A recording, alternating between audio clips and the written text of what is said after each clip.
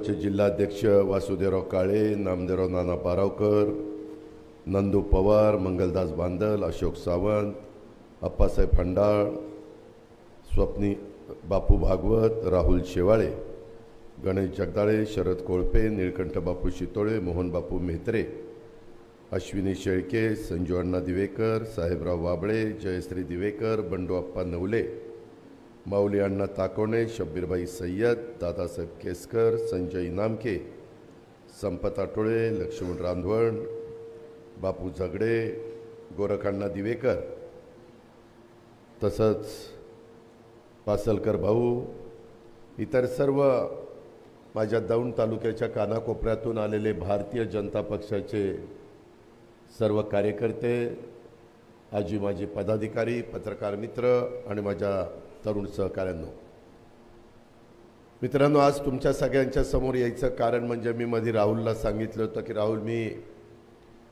वेगवेगळ्या भागामध्ये आम्ही वेगवेगळे मेळावे घेतलेत. इंदापूरला पण आम्ही भाजपच्या कार्यकर्त्यांचा, हर्षवर्धनजी आणि मी एकत्र मेळावा घेतला आहे. माझी इच्छा आहे की आपण एकदा दौंड शहरातल्या आणि ग्रामीण भागाच्या कार्यकर्त्यांना एकत्र बसून आपण त्या ठिकाणी त्यांना मार्गदर्शन करावं.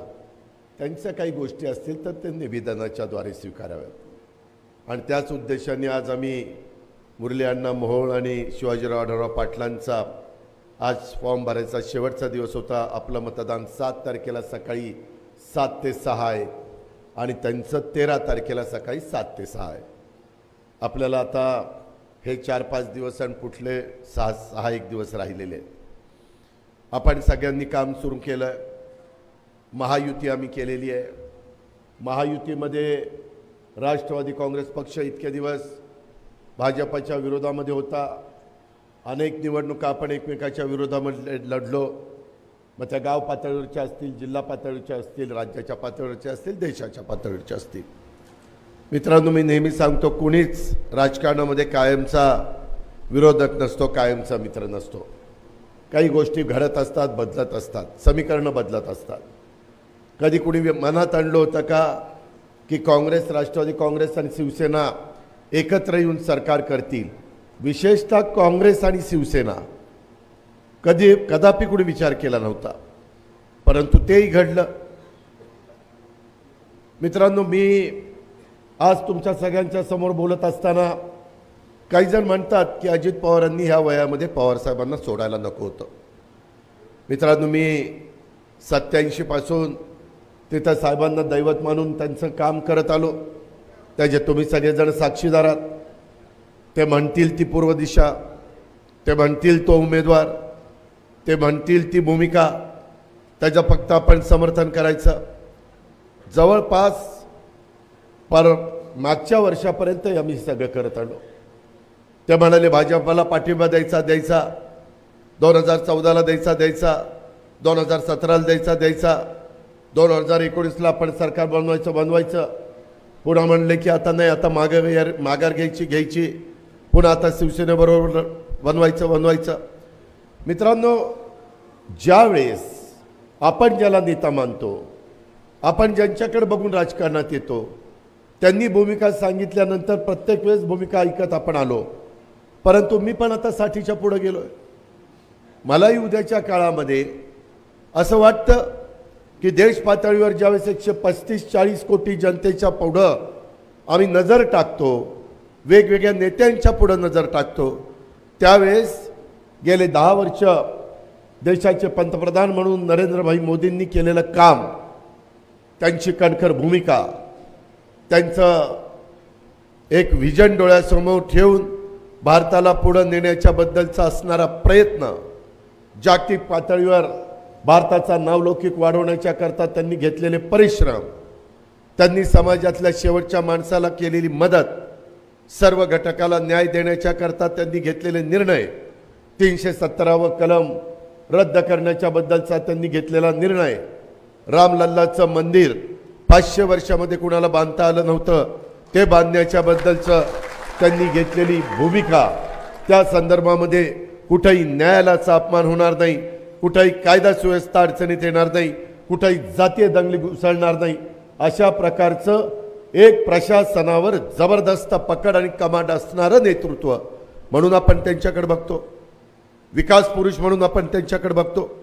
आम्ही साहेबांना म्हणालो की साहेब त्यांनीच सांगितलं की मी साहेबांच्या हाताला बोटाला धरून राजकारणात आलो म्हणले, मग काय हरकत आहे? आज ते चांगलं काम करतात तर आपण त्यांच्याबरोबर सरकारमध्ये जाऊया, आपण त्यांच्याबरोबर आपली राष्ट्रवादी काँग्रेस पक्षाची वैचारिक भूमिका वेगळी ठेवून आपण त्या ठिकाणी काम करूया। अनेकांनी केलंय, ममता बॅनर्जींनी एकेकाळी केलंय, फारुख अब्दुल्लांनी केलंय, आज नितीश कुमारनी केलं, पुन्हा बाहेर पडले, पुन्हा केलं, चंद्रबाबूंनी केलं, अनेक मी किती दिग्गज नेत्यांची नावं घेऊ, अशा प्रकारच्या घटना घडलेल्या आहेत की आपण नाकारता येत नाही। आणि आपण कशा करता काम करतोय किंवा इथं राहुल आहे, राहुलच्या बरोबर तुम्ही जेव्हा भावाची साथ देताय, आज राहुल बोलत असताना थोडंसं अण्णांचा विषय निघाल्यानंतर भावनिक झाला, साहजिकच आहे। वडिलांना आपण दैवत मानतो, मातेला एक वेगळा मान सन्मान नेहमीच आपण करत आलेलो आहे। मी सुभाष अण्णांना या निमित्तानं भावपूर्ण श्रद्धांजली अर्पण करतो, त्यांना अभिवादन करतो। मी पण राजकीय जीवनाची सुरुवात केली त्यावेळेस इथं आप्पा आणि अण्णा जोडीच होती। त्यांनी मला कित्येकदा सांगितलं की अजित पवार त्या बारामतीमध्ये तालुक्यापुरतं काम करायच्या ऐवजी या ना, जिल्ह्याच्या राजकारणामध्ये या, जिल्हा बँकेमध्ये या, तुम्हाला त्या ठिकाणी स्कोप मोठा आहे। आणि त्या पद्धतीनं मी निर्णय घेत गेलो। जर चांगला कोणी सल्ला देत असेल तर काय घ्यायचा नाही। हे सगळं होत असताना आताच्या काळामध्ये आज दौंडवाल्यांना काय पाहिजे? विकास पाहिजे। मला काय पाहिजे? विकास पाहिजे। राज्याचा आणि देशाचा पण भलं झालं पाहिजे। आज देश पातळीवर 5व्या क्रमांकावर अर्थव्यवस्था जागतिक पातळीवरची मोदी साहेबांनी पोचवली, ती त्यांना 3ऱ्या क्रमांकावर न्यायची, त्याकरता त्यांना पूर्ण बहुमत पाहिजे। आजूबाजूच्या राष्ट्रांनी आपल्याकडे वाकड्या नजरेने बघता कामा नये, अशा प्रकारचा एक जगामध्ये सर्वात लोकप्रिय नेता म्हणून मोदी साहेबांची ओळख आहे। आणि मग असं असताना आम्ही साहेबांना म्हटलं की साहेब, जर दुसरं कोण तिथं दिसत नाही, आपण उगीच कुणाच्या तरी मागं जायचं? पाठीमागं असंच सगळ्यांनी मागं लागून त्या जनता पक्षाला निवडून आणलं, तुम्हाला आठवत असेल काय अवस्था झाली? पंतप्रधान कोण झाले, किती दिवसात घरी गेले, किती दिवसात जनता पक्षाचं पार बस्तान बसून गेलं। शेवटी एवढ्या मोठ्या देशाला पुढं न्यायचं असेल तर मजबूत नेता असावा लागतो। आजपर्यंत बघा, पंडित जवाहरलाल नेहरू, इंदिराजी, राजीव गांधी यांना लोकांनी एक करिश्मा असणारे नेते होते, परंतु त्याच्यानंतरच्या काळामध्ये आज दिसत नाही। आज गुजरातचे मुख्यमंत्री पद सोडून ज्यावेळेस देशामध्ये ते सगळीकडे फिरले त्यावेळेस देशाने त्यांना पूर्णपणे पाठिंबा दिला आणि त्यांनी मग मागं वळून बघितलं नाही। त्यांनी नुसतं आज 10 वर्ष एकही सुट्टी न घेता सतत काम काम काम काम कोण करू शकतो? येड्यागाबाळाचं काम आहे हे, लक्षात घ्या ना। अहो तुम्ही आम्ही पण उद्या बघा 7 तारीख उद्या, आता काहींचा 13 तारखेला आहे मतदान म्हणून थांबतील, 13 तारीख झाल्यावर बरेच जण इकडं तिकडं परदेशात निवांत फिरायला मजा करायला जातील। गरम होते गरम होते गरम होते। अहो असले आम्ही लोक तुमच्यातले आहोत, आपण सगळेजण कष्टाने वर आलेलो कार्यकर्ते आहेत, आपण धंद्या पाण्याला महत्त्व देणारे कार्यकर्ते आहोत, आपण संस्था चांगल्या चालवणारे कार्यकर्ते आहोत। आणि हे करत असताना मी फक्त साहेबांना म्हटलं, ते म्हटले ठीक आहे अजित मी आता राजीनामाच देतो। त्यांनी दिला, मी सांगितलं राजीनामा द्या राजीनामा द्या, तेच म्हणले मी राजीनामा देतो। म्हणले आता तुम्ही बघा, म्हणलं बघतो, म्हणजे बघतो म्हणजे चालवतो। त्याच्यामध्ये काय माझं काय चुकलं? मी आज राज्य चालू शकतो ना, माझी पण प्रशासनावर पकड आहे ना, मी एक गाव 2 तुकडे करू शकतो ना, एखादं काम हातामध्ये घेतलं तर खणखणीत वाजून काम करून दाखवतो, असा लेसापेसा नाही आहे। आणि त्याकरता मला असं वाटतं राहुलनी मागाशी जी भूमिका मांडली, आम्हाला देशाचा म्हणजे केंद्राचा निधी आपल्या लोकसभा मतदारसंघात आणायचा आहे। राज्याचा निधी मी देवेंद्रजी तर देतोच, त्या पद्धतीनं राहुल प्रयत्न करतो, इतर प्रयत्न करतायत, परंतु एकट्या राज्याच्या निधीपेक्षा आजपर्यंत राज्याचा निधी आणून माझ्या दौंड तालुक्याचा जो काही कायापालट झालेला तो झाला. मागाशी प्रेमसुख कटारे आपण म्हणले दादा बारामती कशी केली तसं आम्हाला दौंड करून द्या. जरूर करून देऊ. त्यामध्ये निधीची काही कमतरता भासू देणार नाही. कारण माझ्या हातामध्ये 6-6.5 लाख कोटीचा निधी आहे. फक्त एवढंच म्हणणं आहे की दिलेला निधी सत्कारणी लागावा, त्याच्यामध्ये क्वालिटीचं काम व्हावं. दौंडकरांनो, मी सकाळी आज पण बारामतीमध्ये 5:45 लाख कामं बघायला जातो. कोण उपमुख्यमंत्री हो? त्याला स्वतःच्या घराचं काम बघायला वेळ नसतो. आम्ही लोकांचे सार्वजनिक प्रश्न आणि कामं बघत असतो.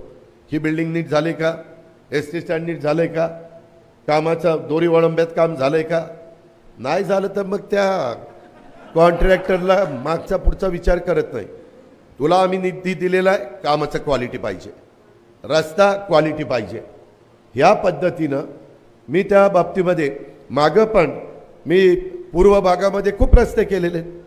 रावणगावची खिंड त्याच्यामध्ये खाली नेली नाही, तिथं ट्रॅक्टर चढत नव्हते, आता सुसाट ट्रॅक्टरवर चढतोय.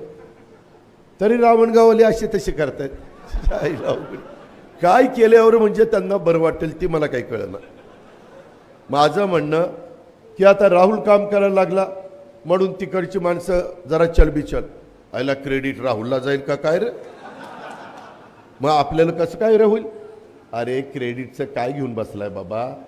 देश जर उत्तम पद्धतीनं प्रगतीपथावर गेला तर राज्यांना महत्त्व आहे. राज्याला महत्त्व आलं तर जिल्ह्यांना आहे, जिल्ह्याला आलं तर तालुक्याला आहे, तालुक्याला आलं तर तुमच्या माझ्या गावांना आहे. आज आपल्याकडं स्वर्गीय सुभाष अण्णा असू द्यात, रंजनाताई असू द्यात, मी असू द्यात, राहुल असू द्यात, आम्ही सगळ्यांनी, पवारसाहेब असू द्यात, आम्ही सगळ्यांनी खूप प्रयत्न केले. जानाईच्या निमित्तानं, श्रीसाईच्या निमित्तानं, पुरंदर उपसा सिंचन योजनेच्या निमित्तानं. पुरंदर उपसा सिंचन योजनेचं तर फायनल त्याची वर्क ऑर्डर ही माझ्या सहीची आहे. एवढीच इच्छा की आमच्या ज्या भागामध्ये कुसळ उगवत नाही तिथं चांगल्या प्रकारचं भाजीपाला, फळं आणि पिकं त्या ठिकाणी यावीत, हीच भावना, दुसरी काय भावना आहे. लोक आपल्या पाठीशी उभे राहतात. लोकांची बांधिलकी आपण स्वीकारलेली आहे आणि लोकांच्या विश्वासाला तडा नाही जाऊन दिला पाहिजे. आज पुणे वाढतं आहे. बघता बघता मी राजकारणात आलो तेव्हा पुणे 5 TMC पाणी प्यायचं म्हणजे एवढी लोकसंख्या होती. आता पुण्याला 22 TMC पाणी लागतं. विचारा राहुलला, 22 TMC पाणी. पाणी कुणाचं कमी झालं? वरसगाव, पानशेत, खडकवासला, टेमघर. आपलं पाणी कमी झालं. आपल्या इंदापूरचं झालं, बारामतीचं झालं, माझ्या दौंडचं झालं, माझ्या हवेलीचं झालं. त्याकरता आता त्याने उल्लेख केला, तो प्रस्ताव आणलेला. कुठला? मुळशीचा. मुळशी धरण 25 TMCचं आहे. वर 2 TMC वाढवायला जागा आहे. 80% जागा टाटाची आहे. मला वाटतं 20% जागा शेतकऱ्यांची घ्यावी लागेल. चांगला मोबदला देऊ, 4पट मोबदला देऊ, जेणेकरून ते दुसरीकडे जमीन घेतील, त्यांचंही भलं होईल. 2 TMC पाणी वाढल्यावर मुळशी टप्पा 1 आणि टप्पा 2 ते उद्या 25-30 वर्ष, 50 वर्ष चालेल. आणि हे सगळं पाणी ज्यावेळेस सिवरेज ट्रीटमेंट प्लांटमध्ये ट्रीटमेंट करून नदीला आल्यानंतर ते आपल्याला मिळणार आहे. आज पाणी खराब येतं आहे, त्याच्यामुळे जलपर्णी वाढती आहे, त्याच्यामुळं खास सुटती आहे, डास होत आहेत, प्रदूषण होतं आहे. त्याकरता काही 1000 कोटी रुपये सिवरेज ट्रीटमेंट प्लांटच्या करता STP शॉर्ट फॉर्ममध्ये सांगायचं तर त्याकरता तिथं आणले. स्वर्गीय गिरीश बापटांनी त्यांच्या सत्ताधारी पक्षाच्या विचाराचा खासदार गेल्यामुळं त्यांनी नदी सुधार कार्यक्रमाला निधी आणला. 24/7 तिथं पिण्याच्या पाण्याची योजना करण्याच्या काळाचा पैसा आणला. लोकल तिथं मेट्रो आणली. मेट्रो जवळपास 17-18 हजार कोटीची मेट्रो आहे. 9,000 कोटी रुपये केंद्र सरकार, राज्य सरकार आणि महानगरपालिकेचे आहेत. 20-20-10 ही कामं का झाली? ही कामं झाली ते मोदी साहेबांच्या विचाराचे खासदार गेले म्हणून. बारामतीमध्ये गेले 10-15 वर्ष त्यांच्या विचाराचा खासदार जाईना, त्याच्यामुळे आपली कामं होईना. शेवटी किती दिवस थांबायचं? एक दिवस महत्त्वाचा असतो. 1 वर्ष दुष्काळ पडला आणि पीक गेलं तर 3 वर्ष माझा शेतकरी उपजायला येत नाही, पुन्हा त्याची घडी बसवायला, ही अवस्था आहे. आणि त्याकरता आम्हाला आता पाणी आणल्याशिवाय गत्यंतर नाही. त्याचंही तेच मत आहे, माझंही तेच मत आहे. आणि म्हणून देवेंद्र फडणवीसांच्याकडे ते काम आहे, ते त्यांच्याकडनं घेऊ. ऊर्जा खातं त्यांच्याकडे, जलसंपदा त्यांच्याकडे, आणि तुमच्या समोर बोलतोय त्याच्याकडे अर्थ खाते. म्हणजे पैशाची जोड त्याला लागली की कामच झालं. पण त्याच्याकरता महायुतीचं 7 तारखेला बटन घड्याळाचं दाबायचं. आम्ही काही साधू संत नाही. तुम्ही द्या, आमच्याकडनं घ्या आणि वाजून घ्या. त्याच्यात कुठं कमी पडलो तर बोला. त्या संदर्भात तिथलं पाणी आपण इकडं आणू पाहतोय. त्याच्यात आम्हाला मोदी साहेबांची पण मदत पाहिजे. ब्रिटिशांच्या काळामध्ये टाटा धरण झालं, ते कशाकरता झालं? वीज निर्मिती करण्याकरता झालं. आता तर वाऱ्यावर वीज होती, सूर्यावर वीज होती, त्याच्या संदर्भात कोजनमध्ये होती, त्याच्यामध्ये गॅसमधनं वीज होती, न्यूक्लिअरमधनं वीज होती, अनेक प्रकारे वीज तयार होती. पूर्वी फक्त पाण्यापासून, कोळशापासून वीज तयार होती. पूर्वी फक्त पाण्यापासून व्हायची. आता पाण्याचं महत्त्व जास्त होत आलंय. पूर्वी पाण्याचं महत्त्व कमी होतं. मग आता पाण्यापासून वीज नका करू, पाणी आम्हाला द्या. पाणी देण्याच्या करता जुना ब्रिटिशांच्या काळातला कुठला करार ती काळामोडीत. त्यांना त्याच्याऐवजी जेवढी वीज लागती ती आपण सेंट्रल ग्रीडमधनं देऊ. आज मोदी साहेबांनी काही लाख युनिट वीज करण्याच्या करता, मेगावॉट वीज तयार करण्याच्या करता त्यांनी प्रकल्प हातामध्ये घेतले. आम्ही देवेंद्र एकनाथराव शिंदे, आम्ही 8.5 लाख पंप सूर्यावर तुमचे पंप चालतील. तुम्ही सारखे ओरडतात ट्रान्सफॉर्मर जळाला, लाईट नाही, दिवसा नाही, रात्री नाही, काहीच नाही. त्याच्याऐवजी दिवस उजाडला, सोलर चालू, पॅनल चालू, त्याच्या संदर्भातले मोटर जाऊन बटन दाबा, दिवस मावळला, घरी या, बायका मुलांच्या मध्ये जेवा, खावा, आनंदाने राहा. विंचू नको, काटा नको, साप नको, कधीतरी बिबट्या आला तर बिबट्या नको, काही त्रासच नाही. आणि ते पंप चांगले चालतात. मी माझ्या शेतावर बसवलेले आहे, त्याच्यामध्ये कुठली पण अडचण नाही. तशा आता मोदी साहेबांनी आणलंय, जे गरीब आहेत, गरीब, त्याच्यामध्ये 300 युनिट पर्यंत वीज वापरणाऱ्यांना मोफत वीज. 80 कोटी गरिबांना मोफत धान्य, राशन. एकही माझा भारतातला गरीब माणूस उपाशी पोटी झोपता कामा नये. मित्रांनो, तुमच्या माझ्या भागामध्ये इकडे जास्त ऊसाची शेती आहे. मी आज राहुलकडं तर त्याच्या घरी गेलो होतो. कांचननी फर्स्ट क्लास मला जेवण दिलं आज. तिचं लग्न ठरून किती वर्ष झाली ना आज जेवण दिले तिने मला. असलंय बघा. हा, आरतीनं बोलवलं नाही तर कसं यायचं? ये मला जेवायला, येडा का काय रे? त्याच्यामध्ये मी काय सांगतो की त्या संदर्भामध्ये आम्हाला तो भाग गमतीचा आहे. शेवटी आपण माणुसकी एकमेकांशी सांभाळत असतो. बाबांनो, ह्या संदर्भात केंद्राचा निधी आला पाहिजे. मगाशी राहुलनी प्रश्न काय काढला? बुडीत बंधाऱ्याचा. रंजनाताई कुल असताना ट्रायल बेसवर मी बुडीत बंधारा ट्रायल बेसवर दिला होता. राहुलचं म्हणणं, रंजनाताई पण मला आज भेटल्या, त्या म्हणल्या अजित त्याचा रिझल्ट आम्हाला चांगला वाटतो, अजून केलं पाहिजे. शेवटी राज्य सरकारमध्ये काम करताना एखादी गोष्ट नियमात नसेल तर एक गोष्ट आमच्या हातात असते, स्पेशल केस, विशेष बाब. तिथं विशेष बाब करायची आमच्या देवेंद्रजींनी. कोंबडा काढायचा, मी पैसे द्यायचे की पुढचा बुडीत बंधारा. त्याच्यामुळं राहुल काही काळजी करू नको. क्रीडा संकुलाच्या संदर्भामध्ये देखील मी तर ऑलिम्पिक असोसिएशनचा महाराष्ट्र राज्याचा अध्यक्ष आहे. मी यावेळेस मुद्दाम क्रीडा खातं माझ्याकडे संजय बनसोडेकडे पण राष्ट्रवादीकडे घेतलंय. क्रीडा संकुलाला पण आपण त्या ठिकाणी चालना देऊ. शेवटी तेही आज तरुण तरुणींना व्यवस्थितपणे त्यांचं आरोग्य राहण्याच्या करता, व्यायामाच्या करता, त्यांच्या अंगामध्ये असणारं जे प्रावीण्य आहे कुठल्याही खेळाचं ते त्यांना प्रॅक्टिस करण्याच्या करता, त्यांची तयारी करण्याच्या करता ते करू. दौंड शहराचे प्रश्न आहेत, तिथं चौफेर विकास झाला पाहिजे. दौंड शहर तर असं आहे की पलीकडं नदी, इकडं वाढायला जागा नाही, इकडं रेल्वे नाही. आता तिथं म्हणजे SRP. मी परवाच राहुलला बोलत असताना म्हणालो, राहुल आपल्याला जरा देवेंद्रजींशी बोलून काही प्रमाणामध्ये जमीन SRPची, ही गावाच्या जवळची, शहराच्या महत्त्वाच्या विकासाच्या करता, मग दफनभूमी असेल, स्मशानभूमी असेल, उद्यान असेल, इकॉनॉमी विकर सेक्शनच्या गरीब लोकांना घरं बांधण्याचा 3 कोटी लोकांना घरं बांधण्याचा कार्यक्रम आता मोदी साहेबांचा येतोय.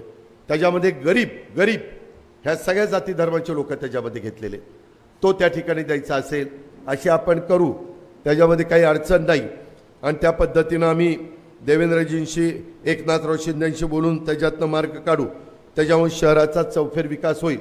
आपलं शहर म्हणजे कॉस्मोपॉलिटन शहर आहे, जिथं मागासवर्गीय, मुस्लिम आहे, ख्रिश्चन आहे, 18 पगड 12 बलुतेदार सगळ्या जाती धर्माचे लोक आहेत. त्याच्याकरता ज्या काही सुविधा द्यायच्या त्या देता येतील. मित्रांनो, मी कामाचा माणूस आहे. दिल्लीत मोदी साहेब कामाचा माणूस, राज्यात आपण कामाचा माणूस, मग काय दौंडला कमी आहे. पण घड्याळाचं बटन दाबायचं, ती विसरायचं नाही. आणि त्यावेळेस कमळ नाही, यावेळेस घड्याळ आहे. मला वाटतं कांचनचं कमळ होतं, पण यावेळेस घड्याळ आहे, तेवढं लक्षात ठेवा. त्याचबरोबर केंद्र आणि राज्य सरकारचा मोठा निधी आला पाहिजे. मित्रांनो, निधी केव्हा येईल? आम्ही आता महाराष्ट्र राज्यामध्ये राहुल कुल भाजपचे आमदार आहेत. ते देवेंद्रजींच्याकडे गेल्यानंतर देवेंद्रजी त्यांना मदत करतात का, तर ते भाजपचे सत्ताधारी पक्षाचे आमदार आहेत म्हणून मदत करतात. त्या पद्धतीनं केंद्रामध्ये देखील मोदी साहेबांना तिसऱ्यांदा पंतप्रधान करण्याच्या करता आपला उमेदवार तिथं निवडून गेला तर ते उमेदवार सांगतील ना, किंवा मोदी साहेब आम्ही आता निवडून आलेलो आहे, आमची ही कामं आहेत, त्यांच्याबरोबर आम्ही जाऊ. राहुल येईल, कांचननी मागं नाही दिल्ली बघितली, तिला दिल्ली दाखवू, मी जाईन, बाकीचे सगळे हर्षवर्धनला नेऊ, दत्ता मामाला नेऊ. काय आम्ही एकमेकाचा बांध रेटलाय होय काय तिच्या आहे. ठीक आहे, काही झालं भांड्याला भांडं लागतं. त्याच्यामुळं आम्हाला त्यांना सगळ्यांना तुम्हालाही विकास पाहिजे. भांडून तर काही मिळत नाही, फक्त कुणावर अन्याय होऊ नये. नाहीतर मतं घ्यायची पुन्हा हायच एकमेकाच्या बॉकांडी, ते तसलं होतं कामा नये. मी पण त्या गोष्टी पाळल्या पाहिजेत, राहुलनी पण पाळल्या पाहिजेत, माझ्याही कार्यकर्त्यांनी पाळल्या पाहिजे. ह्याबद्दलची आपण भूमिका घेऊ ना. आपण तसं शब्दाचे पक्के असतो, त्याच्यामध्ये उगीच कोणाला वाऱ्यावर सोडणार नाही, कारण आपल्याला नेहमी एकमेकाला भेटायचे. इतर पण आपली कामं असतात. आणि त्याचबरोबर ह्या दौंडचा विकास करण्याच्या करता केंद्राचा निधी जसा त्यांनी आणला, कुणी आपल्या गिरीश बापट साहेबांनी, तशा पद्धतीनं आपली लोकल दौंड पुणा ती सुरू करायची, ती फास्ट करायची. वंदे भारत ट्रेन असतील, आपल्या स्टेशनचा चांगल्या प्रकारचा जीर्णोद्धार करण्याचं काम असेल. मगाशी राहुलनी सांगितलं तशा प्रकारचे अनेक उड्डाण पूल, ते बाबा फार अभ्यास करतोय सध्या. ते बारीक बारीक किती वाहनं गेली की कसा उड्डाण पूल मिळतो, मग किती लाख वाहनं जायला लागतात, आमच्या कधी डोक्यात गेलं नाही, ह्याच्या डोक्यात शिरलं ते. मगाशीच आम्हाला लेक्चर देऊन झालं. तशा पद्धतीनं अभ्यास करायची त्याची तयारी आहे. आणि त्यांनी अभ्यास केल्यानंतर वस्तुस्थिती सांगितल्यानंतर पुढचं काम निकाली काढण्याची आमची तयारी आहे. त्या पद्धतीनं PMRDA पण त्याने एक ब्रिज घेतला आहे, काही ब्रिज त्याने रेल्वे डिपार्टमेंटकडनं घेतले. अजूनही काही कामं असतील ती पण आपण घेऊ, जेणेकरून माझ्या रेल्वे रूळ ओलांडत असताना ह्या भागातल्या लोकांना त्या भागात आणि त्या भागातल्या लोकांना ह्या भागात सुरक्षित यायला जायला मिळेल. ते तर आपल्याला पाहिजे. त्याचबरोबर त्याच्यामध्ये सामाजिक वातावरण चांगलं राहावं, दुमत असायचं कारणच नाही. कायदा सुव्यवस्था सगळेजणं, सगळ्या जाती धर्माचे लोक गुण्यागोविंदांनीच नांदावीत, त्याबद्दल दुमत कुणाचं आहे. आणि कोण चुकलं तर त्याला आपण पोलिसांना सांगू की या सारखा चुकतोय, ह्याचं बघा काय ते. मग टायरमध्ये घ्यायचं आहे का, हद्दपार करायचा आहे का, मोका लावायचा आहे, तुझं तू बघ, तुझं तू म्हणजे पोलिसांनी. आपण आपल्याकडनं चूक होऊन द्यायची नाही. पण कुणी चुकत असेल तर एखाद दुसऱ्या वेळेस समजावून सांगायचं. नाही ऐकलं तर मग मात्र त्या संदर्भातली इथपुढची गोष्ट करायची. मगाशी मला आमचे ताराचंद बाराते यांनी सांगितले, भाजपचे सरचिटणीस आहेत, की दादा माझा ऊस गेले कित्येक वर्ष मी दौंड शुगरला घालतो, पण जाणून बुजून कधी कधी ऊसच नेत नाही. आज तुम्ही आज मला सांगितलं, त्या ह्याला मागे सांगितलं असतं तर गायकवाडालाच ऊस तोडायला लावला असतं. जा कोयता घेऊन तोड ऊस ते जा, आपलं काम लय भारी असतं. मित्रांनो, गमतीचा भाग नाही, मला अशा प्रकारच्या काही तक्रारी आल्यात, मला असलं अजिबात आवडत नाही. राहुलला विचारा, ज्यावेळेस भीमा सहकारी साखर कारखान्याच्या संदर्भातले प्रश्न निर्माण झाले आणि मग राहुलनी आणि देवेंद्र फडणवीसांनी ते निराणी का मिराणी कोण आहेत त्यांना आणलं आणि त्याच्यामध्ये वेगवेगळ्या लोकांना आणून कसा तो कारखाना चालेल, प्रत्येक युनिट चालावं ह्याच मताचं मी आहे. शेतकऱ्यांच्या मालकीचं कुठलं युनिट बंद पडावं ह्या मताचा मी अजिबात नाही. आणि त्या पद्धतीनं अडचणी आल्या, परंतु वेळोवेळी प्रेमसुख कटारेंनी मगाशी जसं सांगितलं, अगदी शेवटपर्यंत काम होईपर्यंत त्याच्यातनं आम्ही चिकाटी सोडली नाही. सगळं काम व्यवस्थित झालं ना बाबा, झालं. आणि मग त्या संदर्भामध्ये मला म्हणजे आता मी बिनकाळजी झालेलो आहे. अशा पद्धतीनं मित्रांनो, आपल्याकडे एज्युकेशन इन्स्टिट्यूट पाहिजे. काय झालं मला आठवतं आहे, मागं मी रमेश आप्पा आणि सुभाष अण्णा बसलो असताना अण्णांना त्या कारखान्याचं करायचं होतं एक्सपान्शन. मग अण्णा मला एकदा म्हणले, दादा हे एकदा एक्सपान्शन झालं ना, आपला कारखाना 5,500 टनी झाला ना, की माळेगाव शैक्षणिक संकुल आहे ना, तसं एक आपण त्या पाटसला करायचं. म्हणलं ठीक आहे, करायचं. त्याच्यामध्ये परवानग्या आणू. परंतु दुर्दैवाने एक अशी घटना घडली की होत्याचं नव्हतं झालं आणि त्याच्यातनं अण्णा आपल्याला सोडून गेले. पण मित्रांनो, त्यांचं ते स्वप्न आहे, त्यांचं ते ध्येय आहे. आज लगेच काही मिराणींना त्या कारखान्यात जमेल असं नाही, पण मी तुम्हाला सांगतो, मी ह्यावेळेस पक्क ठरवलं आहे, तुम्ही मला ढिगाणी मतं द्या, मला म्हणजे माझ्या बायकोला, आणि त्या पद्धतीनं तुम्ही बटणं दाबा.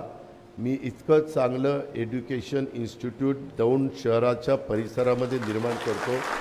आत्ताच माझ्या भावकीने सांगितलं कुठली तरी जागा 12 एकर. म्हणलं भाव काय? नाही ती तुमचंच बघा, तुमचं. अरे म्हणलं भाव सांग ना. नाही दादा, मी त्याची तुमची गाठ घालून देतो, तुमचं तुम्ही बघा. बघू आता ते गाठ घालून ते. त्याच्यामध्ये दुसरी एक जागा माझ्या लक्षात आलेली आहे. मी इंग्रजी माध्यमाचं CBSEचं चांगलं स्कूल, वेगवेगळ्या प्रकारचे कोर्सेस, आज जे कौशल्य विकास कार्यक्रम जो आहे राज्य सरकारने आमच्या मंगलप्रसाद लोढांनी हातामध्ये घेतलेला, त्यामध्ये ते कोर्सेस केल्यानंतर माझ्या इथल्या मुलींना रोजगार मिळेल, त्यांना कुठं ना कुठं स्वतःच्या पायावर उभं राहता येईल. मोदी साहेबांनी 10 लाखाचं मुद्रा लोन 20 लाख रुपये केलेलं आहे. त्याला तारण नाही. उद्याच्याला त्याच्यातनं मदत घेऊन तो काही स्वतःचं युनिट काढू शकेल. अशा प्रकारे आपल्याला तिथं काम करायचं आहे. मी त्या संदर्भात जसं इंदापूरला शैक्षणिक संकुल केलं, बारामतीला शैक्षणिक संकुल केलं, इतरही काही वेगवेगळ्या भागामध्ये केलं आहे, तशा पद्धतीनं बरेच दिवस मी बघतोय. मला एक जागा मिळाली होती माढाची, आपल्या दौंडवरून दौंड शहरातनं कारखान्यावर जाताना मध्ये बघा हाऊसिंगला दिली होती, ते नाही का माळ टॉवर बिवर बरेच गेले. हां तिथे इकडनं सिद्धटेकला रस्ता जातो सर, तर त्या ठिकाणी. पण नंतर काहीतरी कळलं तिथं काहीतरी फॉरेस्ट प्रायव्हेट काहीतरी आहे आणि ते काही जमलं नाही. नाहीतर मला त्या दोन्हीच्या मधी कुठंतरी करायचं होतं, पण ते राहिलं. ते आता आपण त्या बाबतीमध्ये करू.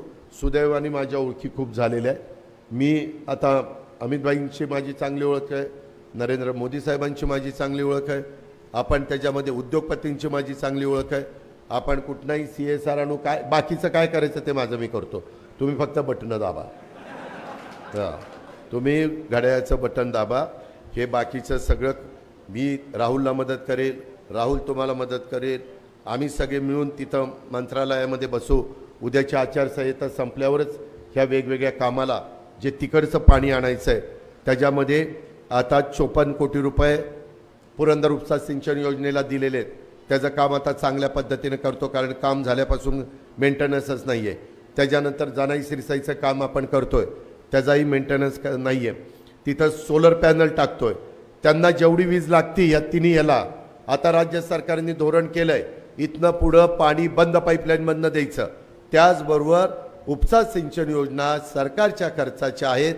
त्याच्यामध्ये टेंबू, ताकारी, म्हैसा, जे काटापूर, उरमोडी, जनाई, शिरसाई, तुमचं विष्णुपुरी, तुमचं पुरंदर, ह्या सगळ्या योजना टप्प्याटप्प्यामध्ये सोलर पॅनल बसून तेवढी वीज जेवढी त्यांना वर्षभरात लागती तेवढी तयार करून MSEBीला द्यायची, म्हणजे महावितरणला. म्हणजे आपल्याला लाईट बिल येणार नाही, मग फक्त पाणीपट्टी आणि मेंटेनन्स ते आपल्याला परवडेल, ते काही आपल्याला अडचणीचं नाही. मग ते करण्याच्या करता मी सांगितलं की पहिला टप्पा जराई सिरसाईन पुरंदरचा घ्या. कुठनं सुरुवात करायची तर म्हणलं इथनं सुरुवात करा. तशा पद्धतीनं आपण करतोय. मित्रांनो, खोटं नाही सांगत. तुम्ही म्हणाल ह्याला आता लईच बडबडतोय, मागं काय ह्याला झालं होतं. मागच्या वेळेस ह्या गोष्टी लक्षात आलेल्या नव्हत्या. नंतर यांनी ती कमिटी कुठली रे, मुळशी धरणाची कमिटी, त्याच्यात वकील होते, बॅरिस्टर असल्यासारखेच वकील होते त्याचे आमचे. आणि मग त्या पद्धतीनं त्यांनी अविनाश सुर्वे सचिव होते, त्यांनी अभ्यास केला. ह्यांनी सगळ्यांनी त्याच्यामध्ये योग्य त्या सूचना केल्या आणि त्या पद्धतीनं आमच्याही लक्षात आलं किंवा ते पाणी काय ब्रिटिशांच्या काळातलं दिलेलं पाणी काय कायमचं त्यांचं आहे का. शेवटी शेतकऱ्याला पाणी पाहिजे. एकट्या टाटाला फायदा व्हायच्या ऐवजी माझ्या इंदापूर तालुका, बारामती तालुका, माझा पुरंदर तालुका, माझा हवेली तालुका, माझा दौंड तालुका सगळ्याला फायदा झाला तर बिघडलं कुठं. आणि ते पाणी उद्याच्याला एक तर त्यांना प्यायला द्या, म्हणजे कुणाला शहरांना त्यांना प्यायला द्यायचं नसेल तर ते आम्हाला द्या. ह्या 4 धरणांचं प्यायला घ्या, कुठलंही चालतं आहे. परंतु ते त्यांना प्यायला दिलं तर आपलं शेतीचं पाणी आपल्याला मिळेल. आणि ह्या प्रकारे आपण पुढं जायचा निर्णय घेतलेला आहे. हळूहळू लाईनिंग जिथं लोकांची मान्यता असतील, जिथं तुमची संमती असेल तीच कामं तुमचे आमदार, मी पालकमंत्री म्हणून उद्याच्याला तुम्ही खासदार निवडून दिले तर सुनेत्रा पवार हे लोक करतील. लोकांचा विरोध असताना दंडुकेशाहीनं पोलीस बळाचा वापर करून एक पण गोष्ट आम्ही करणार नाही. एक तर तुम्हाला समजावून सांगू, तुम्हाला पटलं नाही तर अजून 2दा-3दा सांगू की याच्यात तुमचा फायदा कसा आहे, समाजाचा फायदा कसा आहे.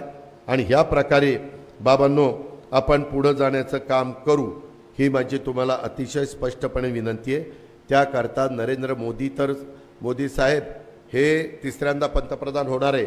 29 तारखेला रेसकोर्सला त्यांची मोठी सभा आहे, संध्याकाळी आहे उशिरा, पार सूर्य मावळल्यावर. त्यावेळेस किंवा मावळत्या सूर्याला साक्षी ठेवू नये, त्यावेळेस तिथं या 29 तारखेला. राहुल पण सांगेल.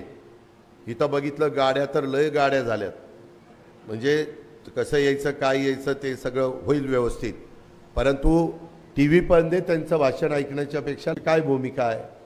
आज एका बाजूला पंतप्रधान नरेंद्र मोदी, दुसऱ्या बाजूला राहुल गांधी. कोण देश पुढे घेऊन जाऊ शकतो. ही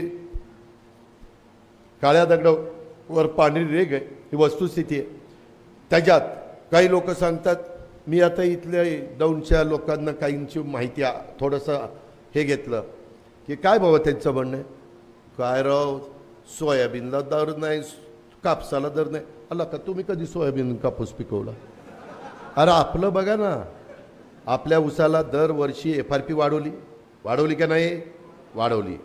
आपल्या इथं पूर्वी आमच्या काळामध्ये काँग्रेसचं सरकार असताना साखर 17 रुपयांनी, 19 रुपयांनी, 20 रुपयांनी, 22 रुपये कशी विकली जायची, मग भाव कमी निघायचा. आता मोदी साहेबांनी सांगितलं 31 रुपयाच्या खाली साखर विकायची नाही. व्यापाऱ्याला टेंडर भरायचं असेल तर कमीत कमी त्याने 31 रुपये भरायचे, त्याच्यावरच.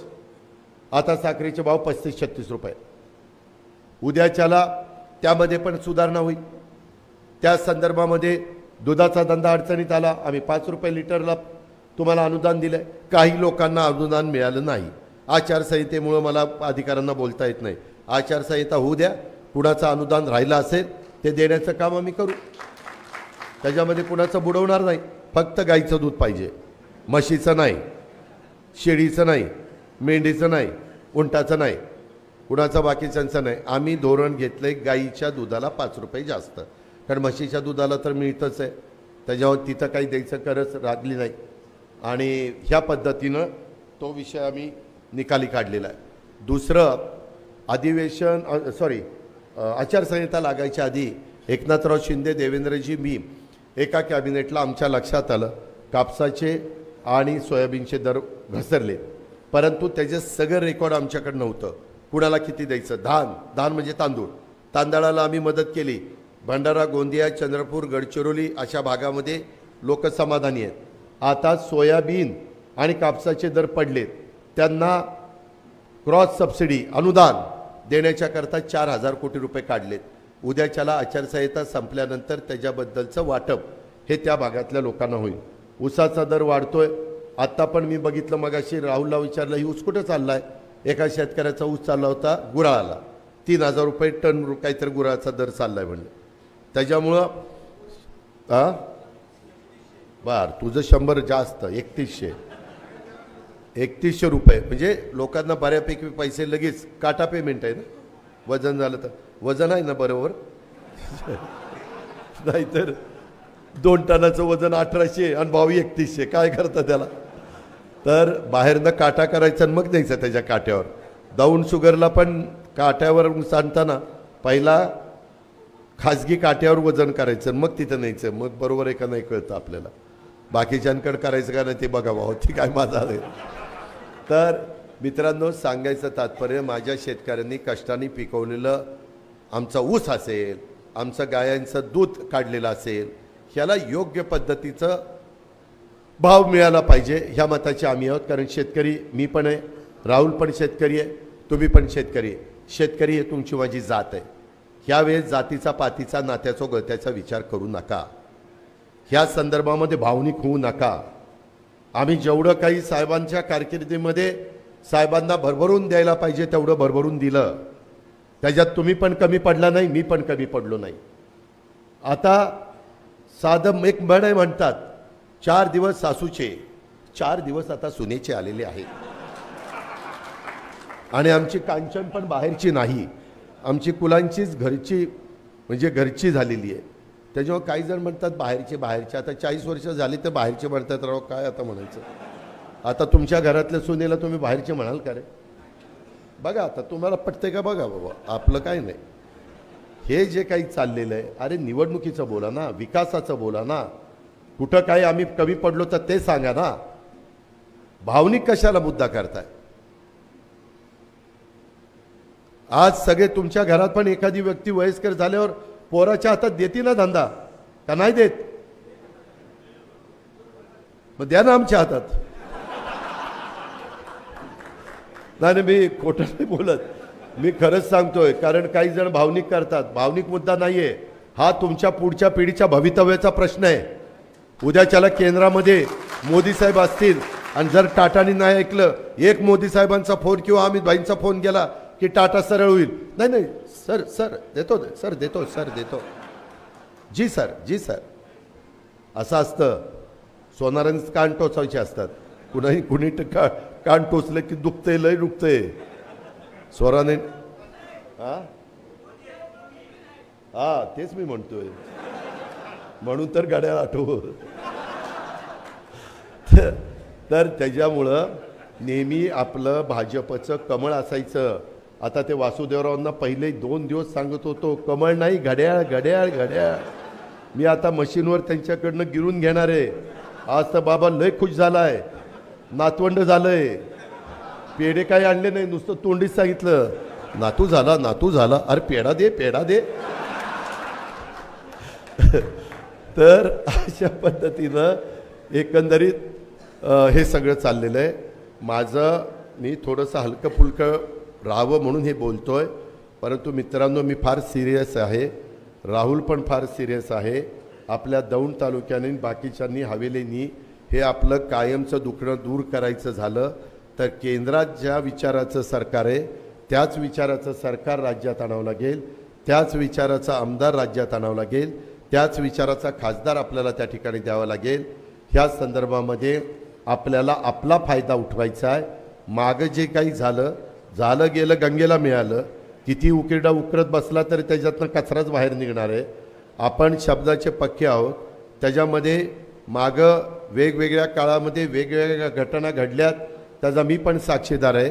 परंतु इथून पुढच्या काळामध्ये आपण एक समंजस भूमिका घेऊन भारताचा सर्वांगीण विकास, महाराष्ट्राचा सर्वांगीण विकास, माझ्या दौंड तालुक्याचा सर्वांगीण विकास हे ध्येय डोळ्यासमोर ठेवून आपण त्या ठिकाणी पुढे जाण्याचा निर्णय घेतलाय. त्याला कुठेही दृष्ट लागून देऊ नका, हलक्या कानाचं राहून देऊ नका. तो करतोय तर मी काय करायचं, मग मी करतोय तो लक्ष देत नाही, असं एकमेकावर ढकलू नका. ह्याच्यातनं राहुलची देवेंद्रजींच्याकडं वर पक्षाकडे विश्वासार्हता कमी पडून देऊ नका। मी देखील त्या संदर्भामध्ये सगळ्या गोष्टी तुमच्याकरता करायला तयार आहोत। मला आता 7-7 वेळेचा आमदारकीचा अनुभव आहे। कामं कशा पद्धतीनं मंजूर करून घ्यायची, निधी केंद्रातनं कसा आणायचा, आपले महत्त्वाचे प्रश्न मार्गी लावण्याच्या करता कुठं पाठपुरावा करायचा आणि कशा पद्धतीनं आपल्या लोकांना त्याच्यातनं मदत करायची, ह्या सगळ्या गोष्टीचं ज्ञान आम्ही सगळ्यांनी आत्मसात त्या ठिकाणी केलेलं आहे। मागं जे खासदार गेले ते विरोधी पक्षाचे असल्यामुळं त्यांना भाषणं केल्याशिवाय दुसरं काही गत्यंतर नव्हतं।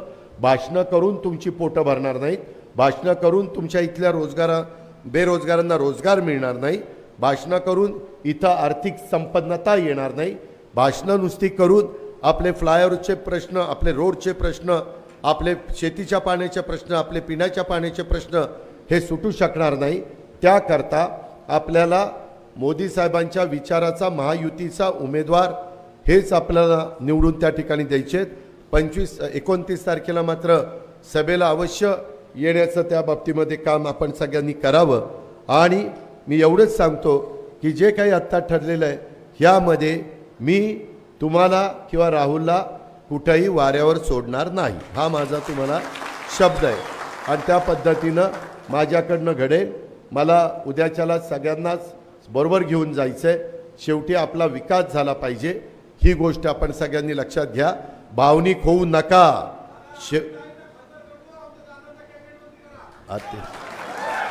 अरे त्याला कॅबिनेट मंत्री करायला, थांब जरा माझा ऐक आता, त्याला कॅबिनेट मंत्री करायला तो भाजपचा आमदार आहे। भाजपच्या कोट्यातला कोण मंत्री करायचं हे देवेंद्र ठरवणार। त्याला घड्याळाकडे यायला लावा, उद्या कॅबिनेट आपला शब्द आहे आपला। आता 10 लोकांना केलं की नाही मंत्री, आपण केलं आपण, बघ पटतंय का बघ। मित्रांनो मी एवढंच तुम्हाला सांगतो की नाही मी खरं बोललो, मी उगीच काय उद्या देवेंद्र फडणवीसच्या आला तुम्हाला कोणी माझी मंत्री वाटायला सांगितलं, तुम्ही काय प्रसाद वाटत चालला का काय। एकनाथराव शिंदे त्यांचे मंत्री करणार, देवेंद्रजी त्यांचे मंत्री करणार, मी राष्ट्रवादीचे करणार।